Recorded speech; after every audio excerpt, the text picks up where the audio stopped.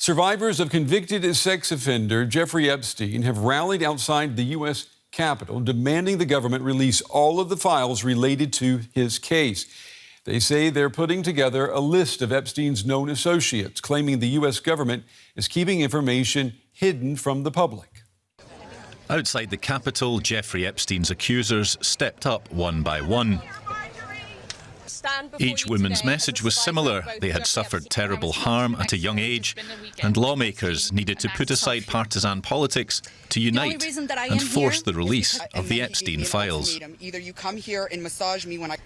This is not just my story. It is about every survivor who carries invisible scars. It's about the weight we live with daily. It is about the families broken and the futures stolen. So I ask you, President Trump, and members of Congress, why do we continue to cover up sexual abuse and assault? Who are we covering for? Let the public know the truth. On Tuesday, the Department of Justice did release a tranche of documents, 33,000 of them, relating to the sex trafficking investigations into Epstein and his former girlfriend, Ghislaine Maxwell. But those mostly contained information already in the public domain. President Donald Trump's administration has faced increasing pressure to release information about the convicted sex offender and his connections to politicians, business moguls and celebrities. Are you still talking about Jeffrey Epstein? The hunger for undisclosed details saw some of the president's usually loyal supporters turn on him, demanding the release of a rumoured Epstein client list, which members of the administration previously claimed to have seen. Ghislaine Maxwell was sentenced to 20 years in prison for her role in setting up a sex trafficking network for Epstein. His connections to the world's elite and his subsequent suicide in prison led to accusations that the state was protecting powerful figures from being exposed as Epstein associates. Maxwell was quizzed about the likes of former US President Bill Clinton, Britain's Prince Andrew, and the current president. I actually never saw the president in any type of massage setting. I never witnessed the president in any inappropriate setting in any way. Pressed again, Trump attempted once more to dismiss the scandal. So this is a Democrat hoax that never ends. But the public might soon be able to decide for itself. Democrat Representative Ro Khanna said just 2 more Republicans need to add their voices for the so-called Epstein Files Transparency Bill to pass. Joining us now is Sandra Navidi. She's an attorney and a political commentator. Sandra, it's good to have you with us. You know, we've heard some harrowing testimony today from Epstein's victims, some speaking publicly for the very first time. Do you believe this will shift the political will in Washington to release all of the files?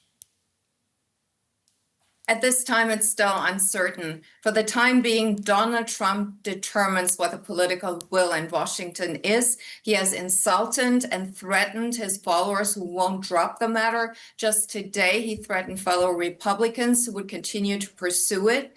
And I think all this points to the fact that the magnitude of this scandal must be unfathomable, because Donald Trump couldn't act more guilty if he tried. He comes across as desperate and panic-stricken. And just recently, Senator Ron White pointed to the fact that that there were transactions in the amount of $1.5 billion that were flagged as suspicious and linked to Jeffrey Epstein, processed via 4 Russian banks, which are currently sanctions. So who knows where this is going, what kind of financial networks this is entailing. This could go beyond pedophilia and human trafficking and other organized crime. The House Oversight Committee released over 33,000 pages connected to this case. I know critics say that most of the information in those pages is already known. I mean, what do you make of this? Is this a genuine, an authentic attempt by the government to show transparency?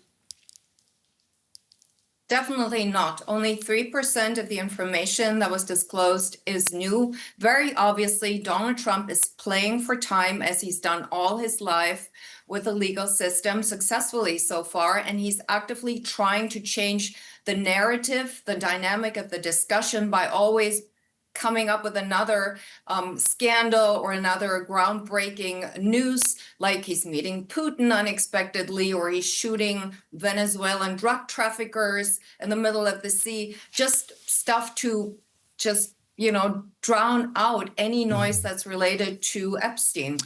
You are an attorney, you know the American legal system. Can you imagine the case of any other convicted sex offender in the U.S. being handled this way?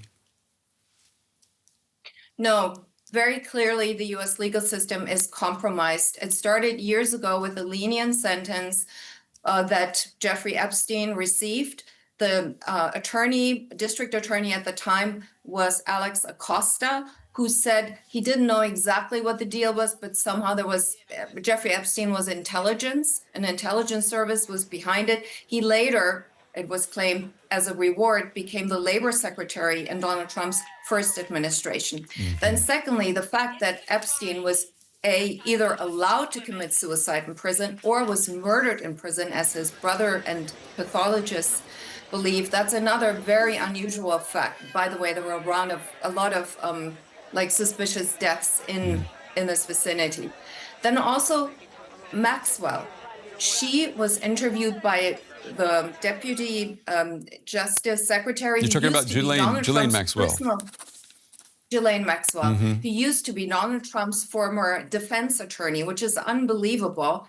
And obviously, as a quid pro quo for exonerating Donald Trump and saying, oh, no, I never witnessed Donald Trump doing anything wrong, she was put in a luxury prison. So there are a lot of things that are highly unusual and that point to the fact that Trump and the administration and others are covering for Epstein, Maxwell, Trump, and whoever else who might be implicated. Sandra Navidi, as always, it's good to have you on the program. Good to get your insights on this. Yeah, I think the story has some very long legs, as you said. Thank you. You're most welcome.